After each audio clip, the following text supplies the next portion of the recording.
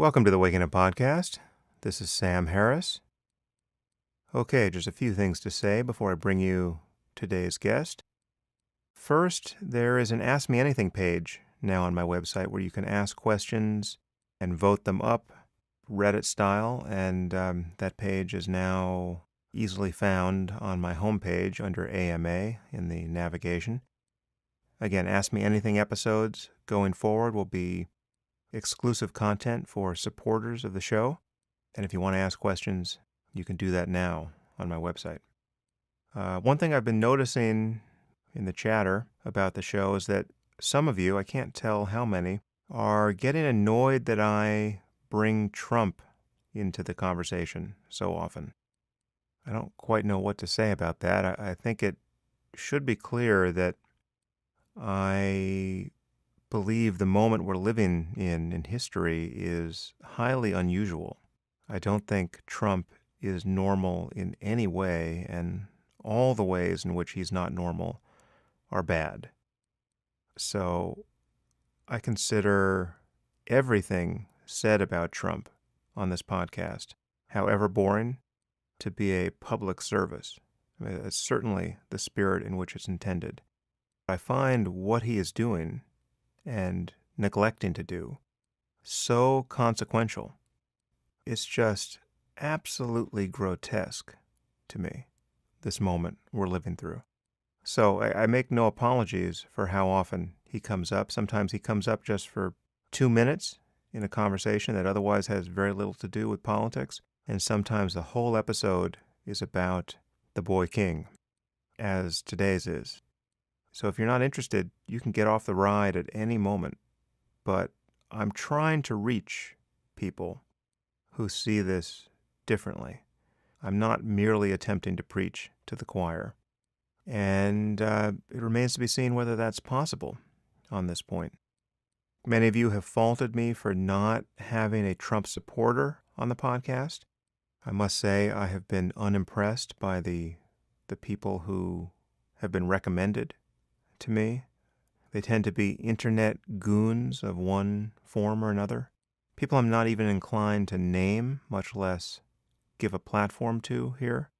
But I recently went out on Twitter and asked again who I should have on the podcast. And the most frequent recommendation was Scott Adams, the creator of Dilbert, the cartoon. Anyway, I reached out to Scott. He's agreed to come on the podcast, and I'm looking forward to that.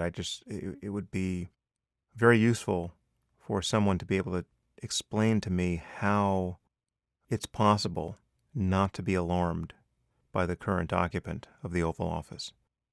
So, hopefully Scott will be able to educate me on that front. But today I bring you a conversation with a person who agrees with me, and I with him on this point. David Frum is going to walk us through current events once again. There is just no way to keep up with the cascade of scandals. We had this conversation a day before Trump announced that he would be pulling us out of the Paris Climate Accord.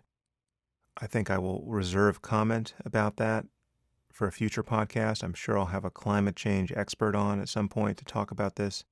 Let's just say it's another way in which Trump seems to be forcing our country into a kind of exile among developed nations. It's as though his only goal is to diminish our stature in the world. But David and I spoke before all that. David, as you recall, is a senior editor at The Atlantic magazine. He's a former speechwriter for George Bush, and he's someone who's been unusually clear-eyed about the problem of Trump in office. So, I bring you David Frum. I am here once again with David Frum. David, thanks for coming back on the podcast. Thanks for having me. What a pleasure. As I was saying to you offline, you are a true road warrior here. You were doing this interview from an airport. You have found a reasonably quiet corner of a lounge. So I apologize in advance for any imperfections in the sound we're going to be treating our listeners to.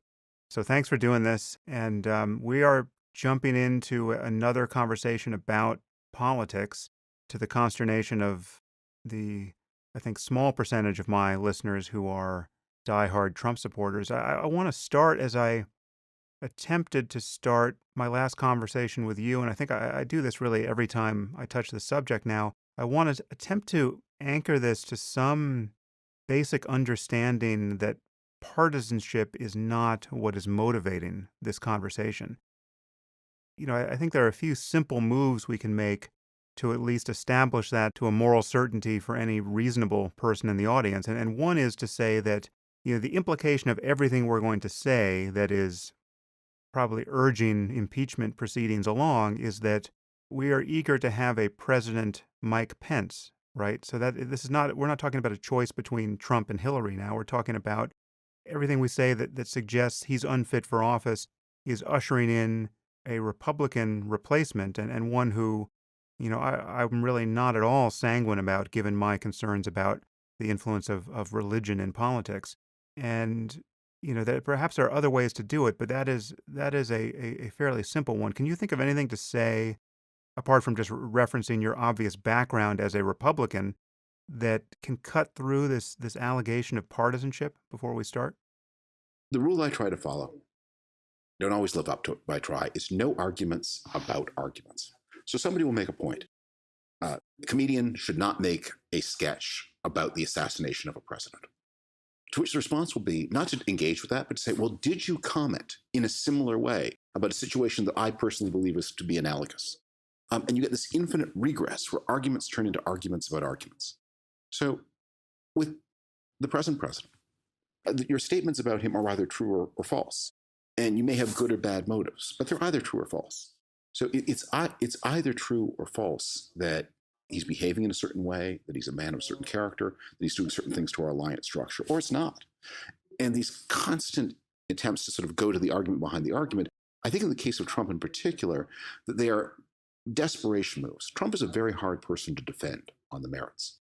So it's hard to say that it's hard to acquit him on the Russia matter.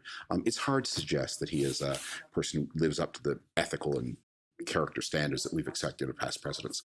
And so you get these moves where they say, well, let's not talk about him. Let's talk about you. And frankly, I'm not that interesting. So I don't think anybody wants to talk about me. We want to talk about Donald Trump, who's the most powerful man in the world and probably one of the more interesting men in the world. Okay, yeah, well, I think that's good enough. I went out on Twitter a couple hours ago asking for the hardest and most sane questions in defense of Trump for us, and honestly, I didn't get much. I will read some of those questions.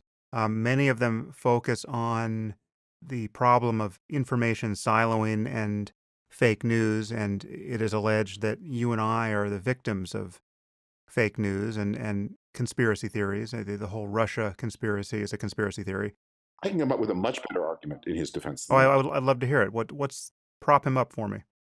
Okay, well, this is not an argument actually exactly in defense of him, but it's an argument that works to his defense, which is all the disturbing things we know, or many of the disturbing things we know about him, we know because people entrusted with public secrets have broken their oaths and released into the public domain information that is meant to be private within the government.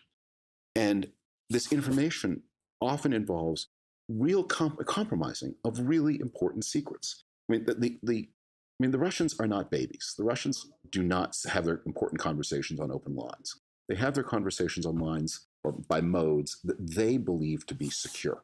So every time that somebody from the NSA or CIA or National Security Council releases something about what the Russians are saying with Trump or about some conversation between the Trump camp and the Russians, they reveal to the Russians that something the Russians had thought was secret is not in fact secret. And that is a real loss to the United States. And what somebody might say to me is, you were very angry at Edward Snowden and Bradley/Chelsea Manning for betraying secrets. Here are secrets being betrayed. Why aren't you equally angry? That's the best argument.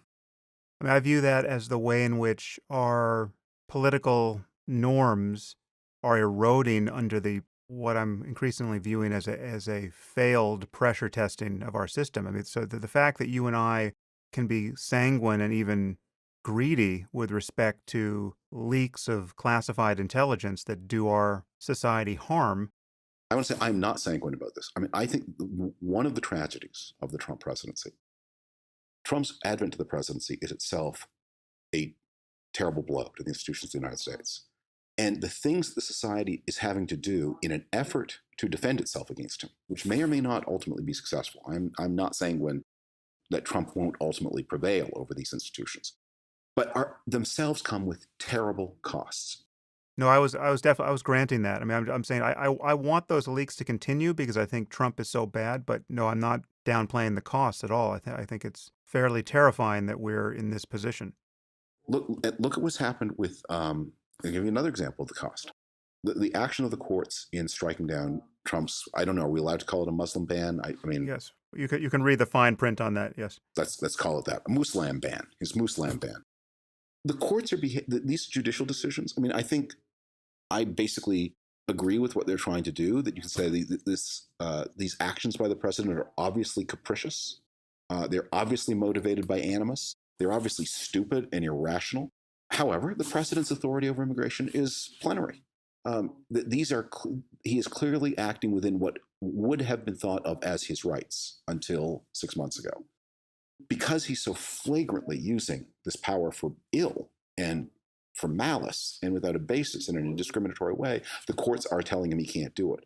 But that's the courts are overstepping. Let me give you one more example of a price of Trump. And this is maybe the most serious one of all. Everyone's laughing over this funny fake tweet that he did last night. The mangled thing that then it was a typo and it stayed up for 6 hours.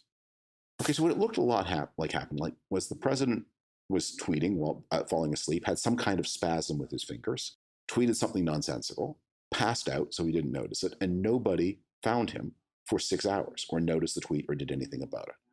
That's very amusing. Well, it can happen. He's an older man. Maybe he takes sleeping pills. This is a man who also has the power with his other fingers to launch a nuclear war. We all are wondering whether the people who execute his commands would take an order from Donald Trump about a nuclear war in the same obedient way they would take an order from a Barack Obama or George W. Bush or Bill Clinton or Ronald Reagan. And I think we all kind of hope that they wouldn't. But what do we call societies where military people don't defer to the civilian leadership? banana republics. What do we call them? Yeah, right. So the point is that we are not coming out of this hole.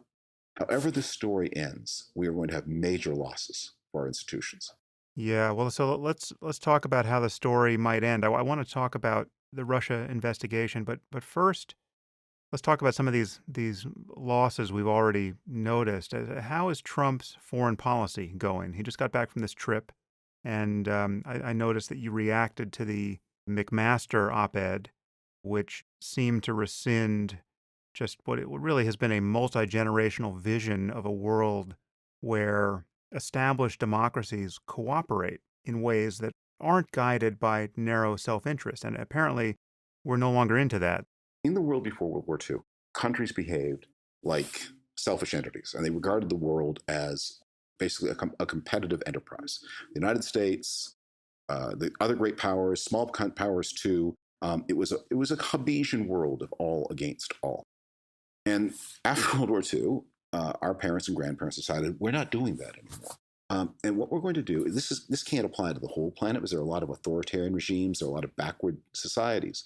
But among the advanced democracies, we're going to build new kinds of structures where international politics begins to look a lot like domestic politics. So if an American company and a German company have a dispute, that gets settled in more or less the same way as if two American companies had a dispute. If there's even a trade dispute between the German and American government, or between the United States and the EU, that gets settled in a way that looks a lot like a domestic. There's a set of rules that are agreed upon in advance by the two sovereigns. The rules are then arbitrated by a neutral adjudicator.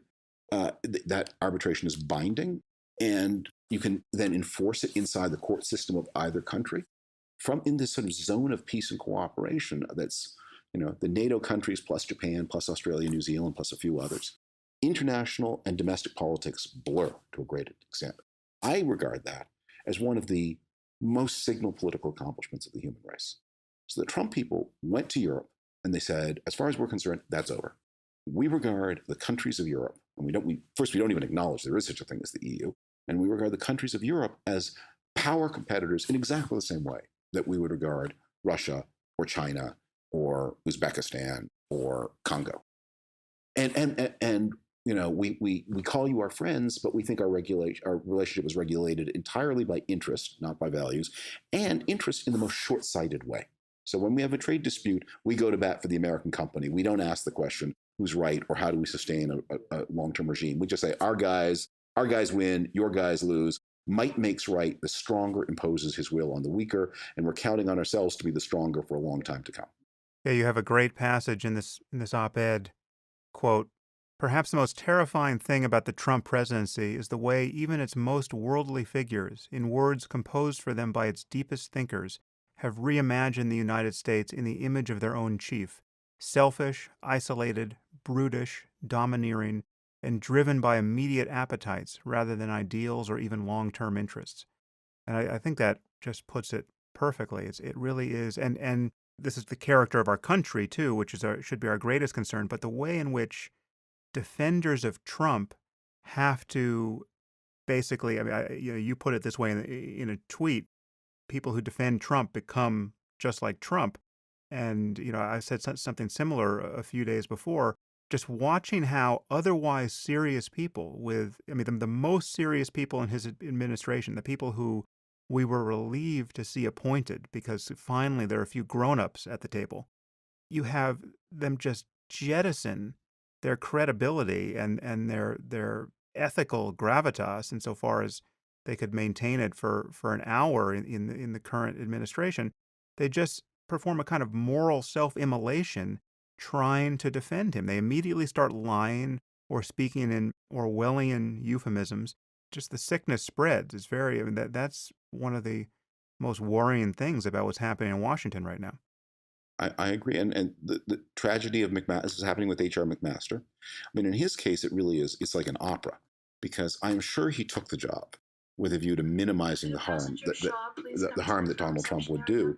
And I'm sure in all kinds of ways that we won't know for 20, 30 years, he is minimizing the harms that Donald Trump would do. I'm sure he's playing a very public spirited role and sacrificing his own reputation in the process, which is kind of noble in a way. But at the same time, he is called on to tell lies about petty things, and he's doing it. So, one more question on foreign policy here, because this genuinely surprised me, and I'm sure there's some way of seeing it where it would just have been obvious he would behave this way. But I was not expecting Trump to behave the way he did with the Saudis, where he really just became like a lickspittle to the Saudi regime. I mean, it was just he talked tough during the campaign. You can see tweets of his where he talks about their abuse of women and human rights and their responsibility for terrorism and exporting the Wahhabi worldview to the ends of the earth. I mean, he seemed to be aware of just how beyond the pale much of what they do is and has been for a long time. And yet he didn't make a peep about this and then singled out Iran as though they were the true engine of jihadist terror. Can you explain what happened there? I can't actually. I'm sure there is an explanation. I don't have the information to assess how much of this is driven by crass business dealings, how much of this is driven by the ideology of the people around him, how much of this is driven by certain kinds of domestic political considerations that Trump balances a lot of the pretty obvious anti-Semitism in his entourage with kind of championing of the foreign policy views of certain parts of the right wing of the Jewish community. Some of that may be in play. There may just be, by the way, slovenliness and lack of attention, where because he was flattered that he got dragged into endorsing the Saudi side of an internal sectarian war in the Islamic world. I can't assess all of those things. And look, there are also serious reasons why the United States will go and has gone easy on Saudi Arabia and will continue to do so, so long as oil remains an important fuel. One of the things I think is sort of exciting about the time we live in, there are a lot of bad things, is within the life of the younger listeners to this podcast, I think that day, they will see the end of that day. But I don't think I will. That's something we should be going full speed ahead on, obviously. Okay, so the Russia investigation, how is that going? I was going to have you on the episode I did last week with Anne Applebaum and Juliette Kayyem, But then we had scheduling issues, and your interview got pushed like another 36 hours in the future. And the news was changing so fast that I got the sense that if we just waited a few more days, all of a sudden we would be in a completely different news cycle with new facts to worry about. And indeed, that has happened. Since I had that conversation with Anne and Juliet, we now have Kushner and his back channel, as well as the ham-fisted response to that disclosure on part of the administration. So talk to me about how things are going now in this investigation. Well, Anne, of course, has always been a great teacher of mine. So people who got to hear her, I think really, I know how much I benefited from her wisdom on these issues over the years. And I hope it would that your listeners would agree with me about that, because she really has been at tremendous personal risk. I don't, Anne doesn't tend to talk about this, but she has herself been a target, and her family, of Russian active messages and disinformation. And it has taken a terrible price from her. And she's not one to complain about it, but it's true and needs to be recognized. Yeah, she's fantastic. On the Kushner matter, we still don't know exactly what happened. I think it's important in all of these cases not to get ahead of the story, because you can see how rumor can easily overspread, and you can disillusion people that they expect bigger news than they get. And I think we all need to be very cognizant of the terrible, terrible example of Louise Mensch, who is just, I don't know if the people listening to this podcast are aware of her, but Louise Mensch, she was a British Conservative member of Parliament. She's had a very exotic career in a lot of ways. And the latest, she's no longer in Parliament, and the latest chapter of her career, she's become a disseminator of the inverse of RT. It's like if there were an anti-RT that is very anti-Russian in its tone, but just like RT in its method, in its total disregard for knowledge and fact, and making up stories and circulating wild rumors. In this struggle for the character of the country, being careful with what you know and being careful about what you say is an important moral principle, not just a prudential principle. You don't want to be like the people who abuse the credulity of their audience. So I'm waiting to see is the story, what is the dimension of this story? We've heard many explanations of what could have happened. I have to tell you, the answers that come from the Kushner's spinners don't sound very plausible. And the idea that the president's son-in-law with no military experience proposed to go into a Russian compound, have a secure conversation about military dispositions in Syria, we have an entire Pentagon. If anyone is going to talk about, well, how do we make sure that we avoid plane crashes? It's not going to be Jared Kushner. It's going to be the people in the Pentagon. And they have lots of ways of communicating with their Russian counterparts, and in ways that are much more secure, both technically and also making sure that you don't reveal more than you want to reveal. So that story doesn't seem right. On the other hand, the darkest version of the story, which is that Kushner was seeking some kind of personal financial advantage, which was suggested by a Bloomberg report, we don't know that to be true either. There are some stray hints about that, but that shouldn't be taken as written. All we know is this story is exceedingly strange, very difficult to justify, and there has been no credible effort to justify it. And it is behavior that, if not justified, should lead to the loss, at least, of a security clearance, and maybe outright resignation, and possibly even harsher sanctions. Yeah, and the effort to justify that I've seen most commonly is that it relies on equivocating on this term back channel, the claim that back channels are a kind of standard operating procedure, as though this sort of back channel is equivalent to the other kinds of back channels people are talking about. That is a truly specious move, isn't it? Yeah, well, the people who make this point they throw out this word as if they know what it means and if they know what it hits. Look, what is a back channel? That term gets applied to two kinds of conversations. The first is a conversation where, in an effort to explore with an adversary, the government of the United States will send somebody who is connected to the adversary but deniable by the United States. A business person, a retired military person, somebody who, if the conversation goes wrong, the United States can say, hey, he was just gassing. He wasn't talking for the Mission Impossible. Of course, if your mission fails, of course, the secretary will deny any knowledge. So the first reason you have a back channel is in order to have deniability. So Jared Kushner would be the absolute last person in the world you would choose to set up a back channel of that kind, because he's obviously acting for the president. undeniably so. The second kind of back channel that you get is the kind of back channel that the Obama administration had at the beginning of its approach to Iran, which is in an effort, again, to explore what is possible. You set up a three-way conversation. In that case, the intermediary was Oman. The United States would talk to the government of Oman, and the government of Oman would talk to the government of Iran. And messages would be sent back and forth that way. And only after a certain point would the conversation become more direct between the United States and Iran, that some preconditions were dealt with first. I'm not endorsing, by the way, the Obama-Iran policy, but just this is how it worked.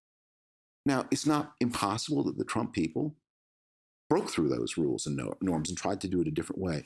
But you just can't get past the fact that he went to them. Let me give you one last example drawn from American history about how these things work. Henry Kissinger, when he was National Security Advisor, had an informal set of contacts with the then Russian ambassador to the United States, a guy named Dobrynin. Dobrynin would come to Kissinger, first at the NSC. First, they would meet in various neutral places, and then ultimately, when Kissinger became Secretary of State, he would come to the State Department. In fact, he even had a reserved parking space at the State Department, which is a big bone of contention. But the point was, there was no question about the security of their conversation. One of the big questions that we have about this is, did Kushner not understand that he was putting himself in a position where the Russians could generate a transcript of his talk, alter that transcript in various embarrassing ways, and release that or use that as a weapon against him? He was putting his head inside their noose. Did he not understand it? Why was he doing it? What motive could have been so strong, or was he so stupid as to have taken such a terrible risk for himself and his administration, or his administration to be? They weren't yet in office. So now what do you expect of the coming Comey testimony? I keep using a line to describe the Trump story as we're living in a place where there are many secrets but no mysteries. The broad outline of what happened, I think most people understand, although the particular details don't. So I assume we'll learn some more details. But what I think we'll learn what we all already know, which is what the president has told the Russians and what he told Lester Holt, that Comey was ramping up an investigation into the connection between the Trump campaign and Russia. This made Trump uncomfortable, either because he was so offended or because he had a guilty conscience. We don't know. And he then fired Comey in order to stop the investigation.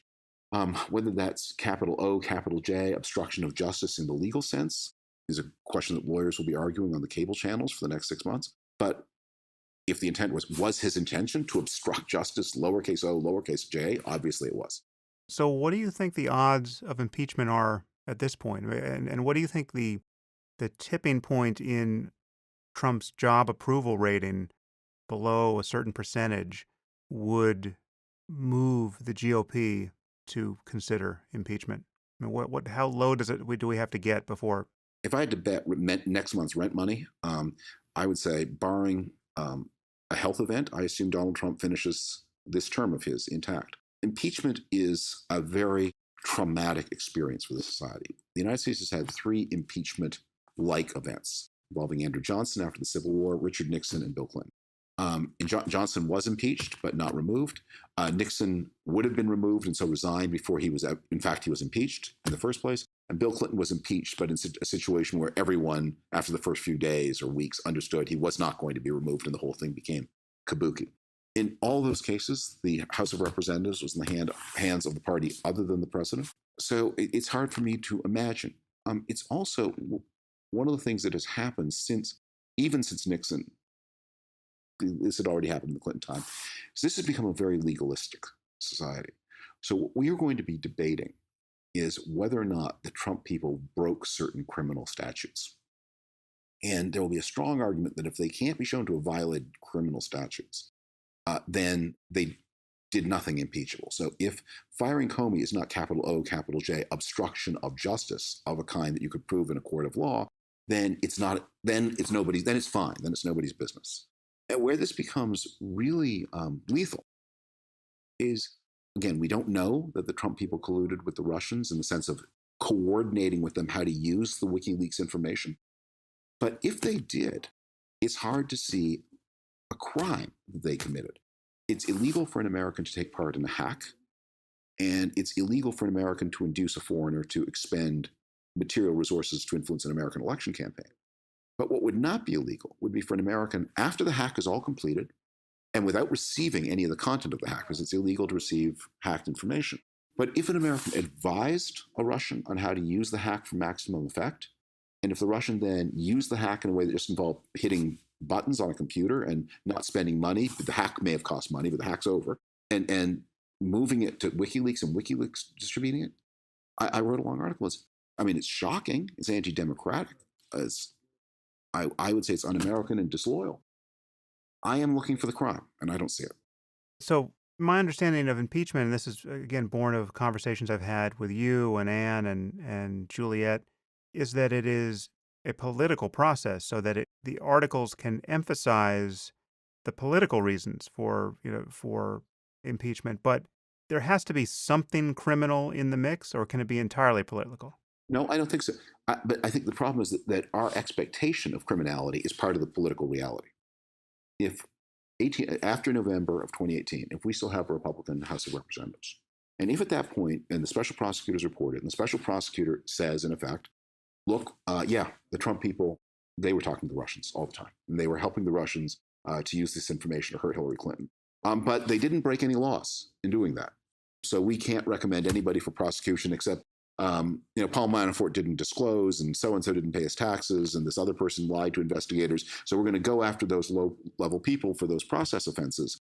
But the people who engaged in this clandestine work, they didn't break any law. I would say, my God, that's appalling. It's the worst espionage scandal in American history. But do I imagine that Republican members of the House will say, well, the mere fact that the president seems to have behaved in an anti-democratic and disloyal way, but without violating any laws, will we vote to impeach him? I find it hard to imagine that they will. Look what they've swallowed to date. But wouldn't you imagine if he had a 14% approval rating, wouldn't the landscape change? Yes, maybe. But one of the things that we're going to discover, have you heard this locution? You'll say the president did this or that bad thing, and people will say the American people don't care about that. That'll be presented as if it's some kind of argument, and I'll say, well, I care. I care right now, and if they don't care, I guess it's my job to go make them care. But the fact that before I've started explaining to them they don't care, that's what I'm supposed to be impressed by that. But it is true that there is a vast network that is going to exist, and we see it as the most powerful cable TV network in America, a lot of talk radio, and much of the Republican Party that will be there to obfuscate and confuse and to say, if we don't have a violation of the Espionage Act of 2017 or a violation of federal election law or some other prosecutable offense, then it was just dirty trick. It was just politics. You're criminalizing politics, and they will be able to rally a lot of people to that belief.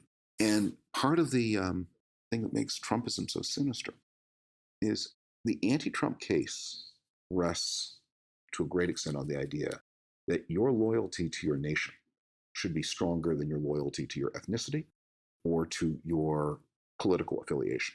And if you read Dennis Prager's column in the National Review the other day, which has been much discussed, where he chastises anti-Trump Republicans, there are a lot of Americans, and especially on the right, who have increasingly come to view that, my loyalty to America is less than my loyalty to my ethnicity and my loyalty to my ideology. And they will then say, and there are people, so far the people who are saying this are pretty unserious people, but there are people who will say in public places, well, the Russians did us a favor then. There are people who said that. And so far, again, those are secondary figures in the conservative world, but we're this close to Rush Limbaugh saying it. And Sean Hannity has his new friend, Julian Assange. They're this close to saying it. So I want to field some questions from Trumpistan, because I solicited them on Twitter, and I got a few that will not surprise you, and we can dispatch them as efficiently as we can. But before I do that, I just want to comment on the Kathy Griffin incident, because I saw what you said on Twitter, and I certainly share your opinion that it was beyond the pale, and she was rightly criticized for it. But I think it's useful to get a little context around this, because first, I think people found that image especially offensive because an image of a severed head is no longer obvious medieval hyperbole. It's actually, we're living in an age of severed heads now with groups like ISIS. The optics were wrong for that reason. But she's a comic, and this was this was still a judgment call, and I think it was pretty clearly a bad call, but she didn't know where the line was until she had crossed it and saw the reaction. If you compare that to the president himself, right? I mean, we have a president who called for violence at his campaign rallies. We have a president who openly encouraged the Russians to hack the emails of his opponents. Whether or not he colluded or not, he actually stood up at a campaign rally and said, hack more of those Hillary's emails. He encouraged WikiLeaks to release more of them once the releases began to happen. And we have a president who said only positive things about Vladimir Putin when we know that Putin kills some number of his political opponents and critics in the media and jails others. And these really aren't judgment calls at all. I mean, these are bright lines that any patriotic American. But what do these two things have to do with each other? Let me ask you this question. Do you believe that it's permissible to assassinate a bad president? All the things that you said are true about Donald Trump, which I totally agree with, are entirely beside the case. That's one. Kathy Griffin is one conversation. Should comedians make jokes about assassination? No, but David, they're linked because there's an asymmetry here that I just want to point out, which is in the real world where you and I are having this conversation, Kathy Griffin was fired in about 15 minutes from CNN, right? I mean, that's how grown-ups react now when someone steps across the line in our world. Whereas in Trumpistan, right, Rush Limbaugh's still on the air. But even worse, you have someone like Alex Jones, who goes on for months about how the Sandy Hook massacre was a hoax, thereby subjecting scores of grieving parents to the abuse of an internet mob. And we have a president who sits down with him and dignifies him as an extraordinarily influential, practically an advisor to the White House, right? These are just not symmetrical situations. No, but they're irrelevant. They're not. This is my point about the arguments about the arguments. They have nothing to do with one another. I'm sorry. Donald Trump is no model for anything.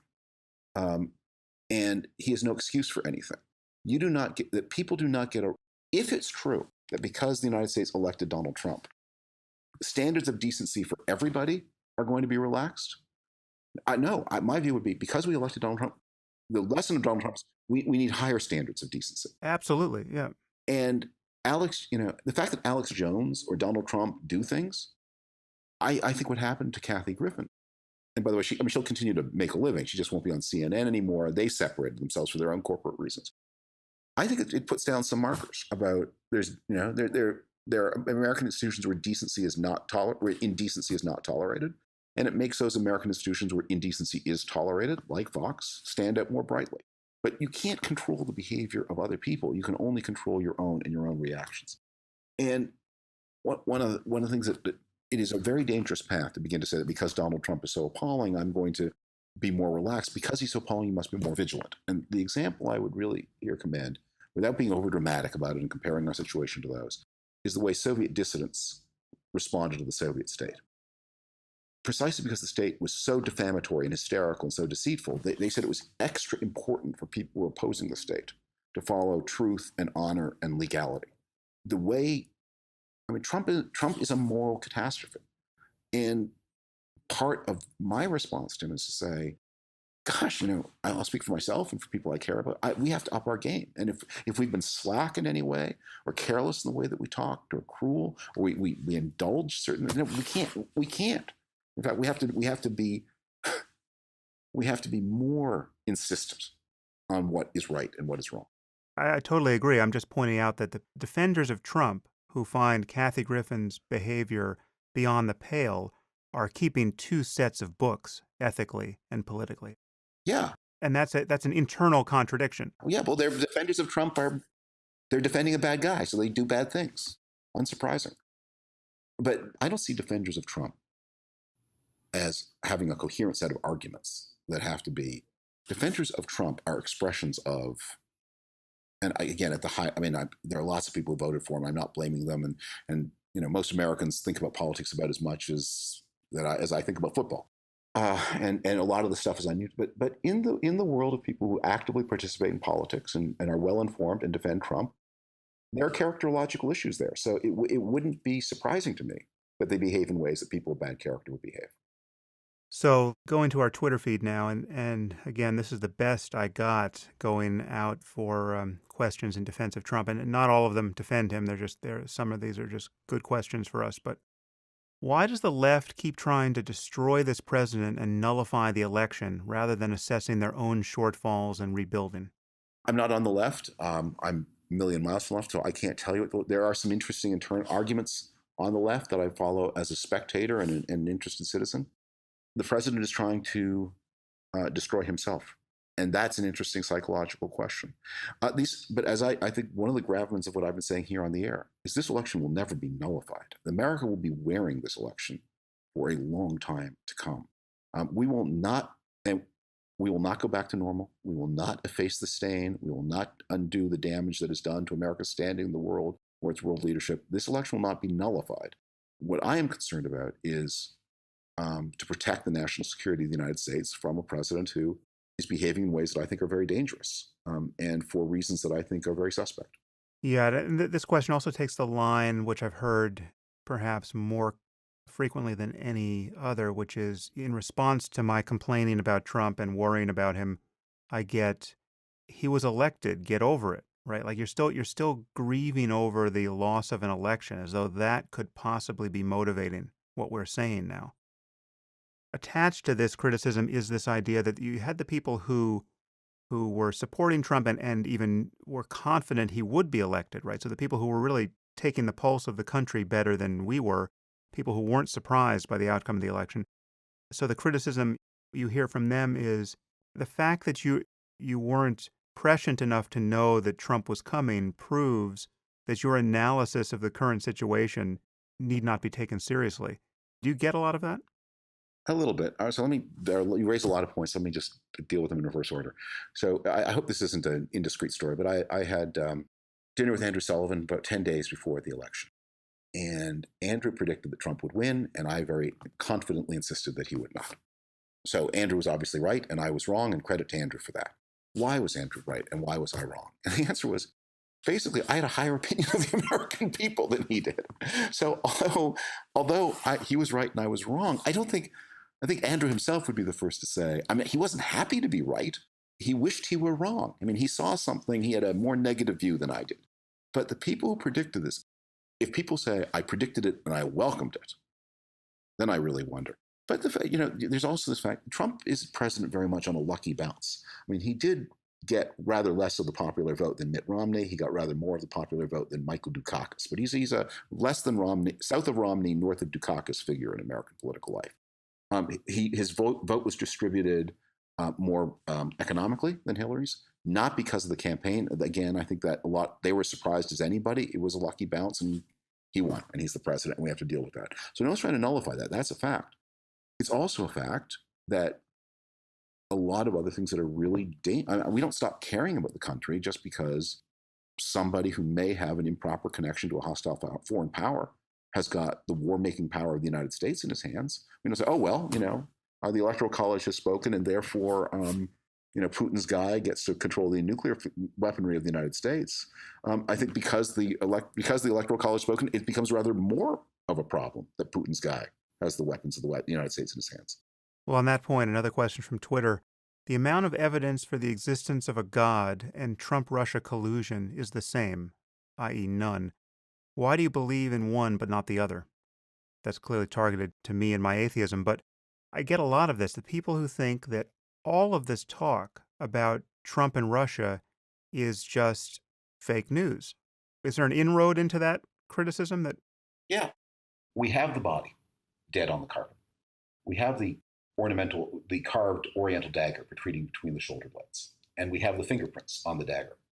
What we don't have is the whereabouts of the suspect and the motive. But for people to say no dead body is ridiculous. I mean, this all happened in plain sight. The intervention of Russia into the election, that happened in front of our eyes. Donald Trump urging and welcoming it, that happened in front of our eyes. The almost perfect overlap of Donald Trump's policy with the policy the Russians would wish an American candidate for president to adopt, that happened in front of our eyes. Now, here's what we don't know. Oh, and Russian resources purchasing ads on Facebook to direct flows of false information from RT via Breitbart to the people they thought would influence the election. That all happened in front of our eyes. And also the crazy number of Russian contacts from his surrogates. But here's what we don't know. We don't know to what degree the Trump, if any, the Trump people communicated back to the Russians. That's the collusion part. And we know that the Russians helped him. We don't know if the Trump people helped the Russians to help them. So that's the big question. And that may never be proven one way or another.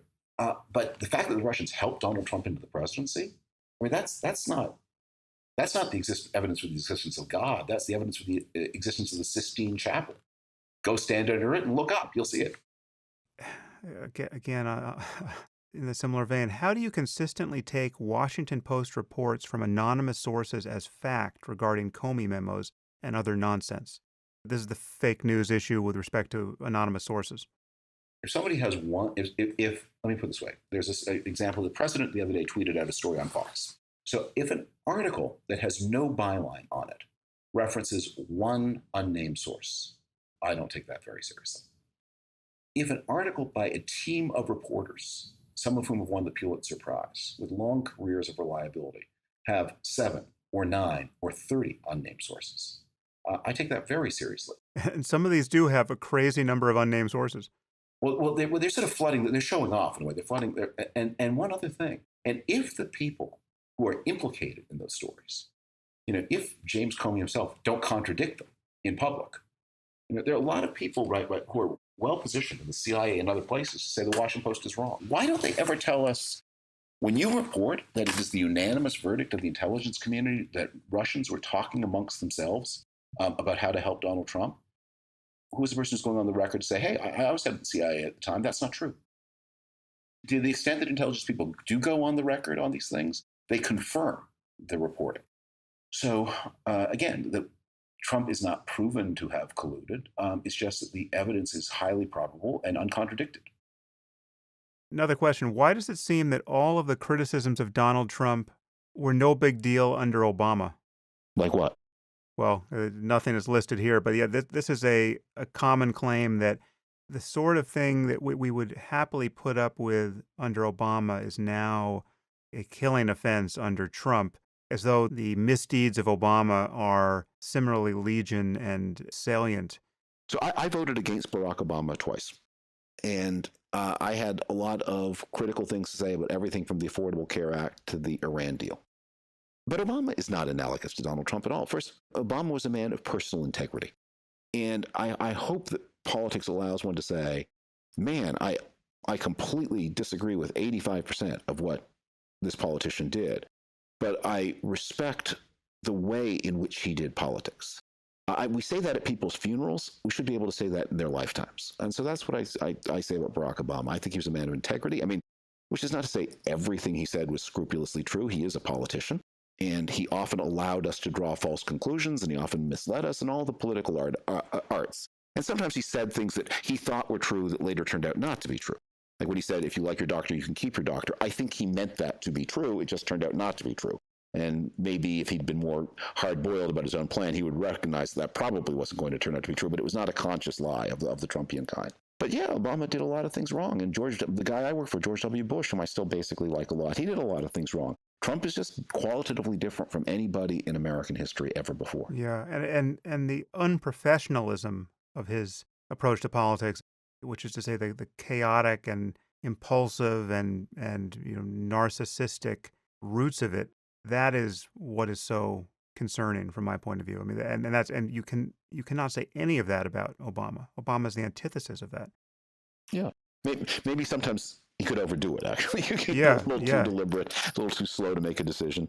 But as I say, I voted against him. I don't feel myself like obliged to be lawyer for the defense for the Obama presidency. Another question here or statement. Trump supporters don't really care about foreign policy except for security concerns. Would you talk about how it matters in their daily lives?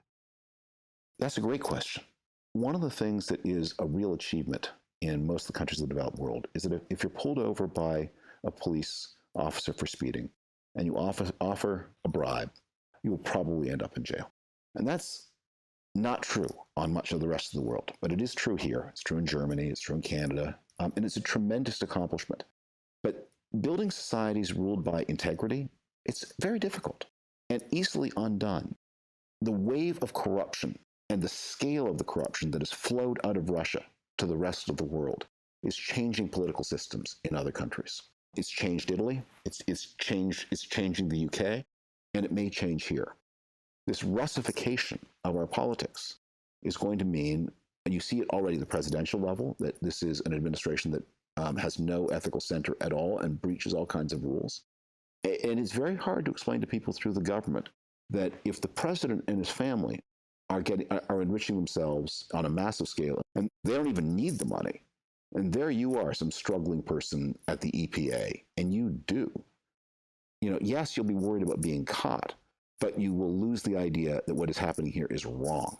And most people in government who obey the law and don't take bribes don't do it because they're afraid of being caught. They do it because they think it's wrong. Yeah, more of the erosion of ethics and political norms.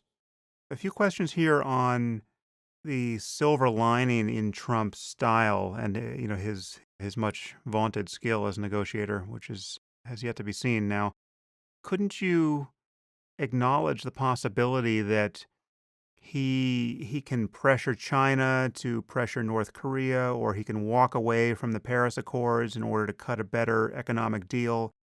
What is so wrong with expecting Germany to pay their NATO fees? I mean, isn't he just bringing his business acumen to a circumstance that really has needed it for decades? I see absolutely no evidence that that is happening. And let me give you a very concrete example. So right now we're on the verge of a terrible confrontation with North Korea. There are 3 American carrier groups within reach of the Korean Peninsula, which is an extraordinary concentration of naval power. The president and the secretary of state have made pretty rough threats against North Korea. So they are contemplating military action. If that's something you have in mind, I would recommend against it, by the way, but if that's what you have in mind, it's very risky. You have to build a big coalition to help you. And the most important partner you will have in this effort is South Korea, of course, because that's where the 25,000 or so American troops are. That's where the supplies are flowing. So what did Donald Trump do as he was amping up the rhetoric against North Korea? He gave an interview to Reuters at the beginning of April in which he threatened to tear up the U.S.-South Korea free trade agreement, and he reneged on the cost-sharing agreement on the missile defense program for South Korea, which, by the way, doesn't protect South Korea, it protects the United States and Japan. And he seemed to have no plan at all. That just seemed to be fitful, impulsive rage. And you say, you're talking about fighting possibly a war with North Korea, and your first step is to alienate South Korea. And oh, by the way, you're doing this a week or 10 days before an election in which the South Koreans are choosing between a more America-friendly and a less friendly America-friendly candidate. And of course, the result of flapping your big mouth is that you help elect the less friendly to America president. I see no evidence that Donald Trump is anything like a deal maker. And just to tail at a school here, I mean, you mentioned I was talking from an airport lounge. I'm in Toronto, where I have spent part of my life. I have a business life. My family's in the real estate industry. There is a Trump hotel in Toronto. And I have to tell you that, in the real estate community, Donald Trump's name is somewhere between mud for those who in any way he owes money to, and a laughingstock to those who he doesn't owe money to. That no one in the business world has any respect for him as a businessman.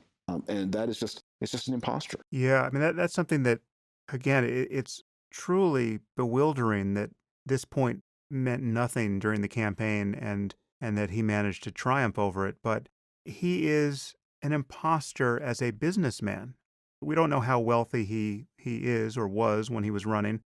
We have a pretty good sense that he'll be very wealthy now as a result of being president. But yeah, if you listed the top 20 real estate developers, even just in New York City, he wasn't on that list. And if you asked them about who Donald Trump was, he was a virtual non-entity. He was just branding his name and lying about everything and leaving this wake of severed relationships for whatever construction deals he did.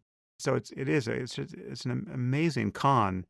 I mean, you have to give him that. He is a con artist. It says more bad things about the people taken in by it than it says good things about him. But he is the greatest con artist in human history, perhaps, given the results. A couple more questions here, Dave, and then I'll let you go. What should Trump's actions or attitude towards Russia or Putin be for you to consider him responding properly? There's an interesting question about what should Trump's attitude be and what should generally a more normal American president. Both the two past presidents, Bush and Obama, both began the presidencies by trying to reach a more normal relationship with Russia, and both failed. And maybe that's a phase that you have to go through, because it certainly would be an easier world to manage if the Russians were less nihilistic and destructive actors within it. But I would say the beginning of my reaction here is if an adverse foreign power tries a clandestine intervention in an American election. So I'm not talking here about the government of Germany welcoming candidate Obama, although they didn't really do that. But if candidate Obama goes to Germany, and a lot of Germans cheer and make it clear that the German people like Obama better than McCain, that's politics, right? It's out in the open. Everyone can take the measure of it. We're talking about clandestine assistance by a hostile foreign power. Any patriotic candidate for president should rebuff that and should say, when the WikiLeaks thing, what I would have expected of Donald Trump, the thing that when you say what would change my mind, if when the WikiLeaks things had erupted, that he had said, I repudiate this. I see no scandal here. I regard this as a hostile act against the United States. And when it comes to who should be president, Hillary Clinton and I have some very important disagreements. But as to the interests of the United States, we are as one. And I join with her. And maybe you have a joint press conference in which you repudiate this foreign intervention. That's what a patriot does. Yeah, that would have been so easy to do. I mean, it's just the idea that the distance between that and what in fact he did isn't clear to people is very surprising. We have a perfect example. If I direct people to see the YouTube video of the leader of the German Social Democrats talking about Angela Merkel's confrontation with Trump in Brussels, where he says, when the Chancellor of Germany is outside of the country, she represents all of us. And when the Chancellor of Germany is insulted outside of the country, that is an insult to all of us. And our disagreements are among Germans within a democratic framework. But outside the country, we have one chancellor at a time, and she's our leader. You watch that thing, that's the way it's supposed to be. Now, Hillary Clinton wasn't the incumbent president, but the point is, my fellow candidate, we both have more. Our common commitment to the system is greater than our commitment to winning. And if you don't believe in that, you don't believe in a constitution, because that's what a constitution means. All right, getting to the end here. You just mentioned Hillary. This will be familiar to you. Can you confidently say that Hillary was a much better choice when she perpetrated criminal activity by her corporate backers? Look, I'm not a big Hillary Clinton fan, to put it mildly. I'm unaware of any. She did a lot of things I thought were inadvisable, unwise, some things that I thought were ethically dubious, and some things that I think, may have broken the law of information handling and would have, if she'd still been on government service, cost her a security clearance in order to, I think, defeat FOIA requests. So those things are all improper. I don't think she was the most ethical person we've ever seen in American public life. I'm unaware of anything she did that could be considered criminal. And most of the things that she's accused of doing that are criminal are just crazy. I mean, no, she's not a serial killer. She's a little undiscriminating about her speaking fees, but she's not a serial killer. So I expected I would be right now banging my head against the Clinton administration and caught up in all kinds of, arguments over their petty fiddles. I was not happy to cast my ballot for her at all. But do I think she would have been, if not a better choice? Yes. Do I think she would have been a more American choice? Yes. Okay, finally, is there anything good to come out of this fiasco? Is there a silver lining to the Trump presidency at all? Yeah, there may be. I mean, here's one, and I think your show is an example of this. I mean, I can list a number, but let me just end with one, because I've taken an hour of everyone's time, and that's a lot. The level of civic engagement that we have seen since the election is unlike anything I can remember. And although there are awful incidents like these goons who interrupted Charles Murray, and this, idiotic behavior on campus that you've spoken so eloquently about, the fact is, day in, day out, most of the oppositional activity to Trump is taking to heart the sacredness of legality and a free society and playing by the rules. And so it's not just that people are engaged, but they're engaged for the most part in the right way and on a scale unlike anything I've ever seen. It makes me very happy and very proud. Yeah. Well, I can certainly echo that for purely personal reasons. It's given me an excuse to have conversations with people like yourself on a regular basis, and that's been both a personal and professional joy. So, again, thank you, David, for coming on. It's great to have you to talk to. Thank you for the air. If you find these conversations valuable, there are many ways you can support this podcast. You can leave reviews on iTunes or anywhere else the show appears. You can tell your friends about it or link to it on social media. Or you can sponsor the podcast directly through my website. All the resources you need to support the Waking Up podcast can be found at samharris.org/support. And please know that your support is greatly appreciated. You have made this show possible.